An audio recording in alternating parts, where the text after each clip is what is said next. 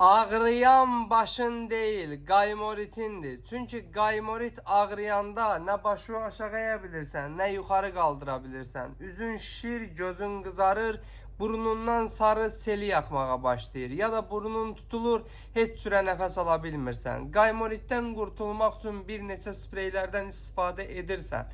Amma bunlar qaymoriti müalicə etmir. Sadəcə açır, bir neçə saatlıq nəfəs almağı düzəldir. Amma nəticə etibarından qaymoritin səbəbi də yenə oradadır. Bəs nə etməlisən? Ekrandakı ürəyi qızart, ətraflı izah eləyim. Yaxınlaşırsan aptekə Sinisol Majoron sprey alırsan. Bu sprey qaymorit zamanı baş verən burun tıxanıqlığı, burundan selik axma kimi problemləri aradan qaldırmaqla qalmır.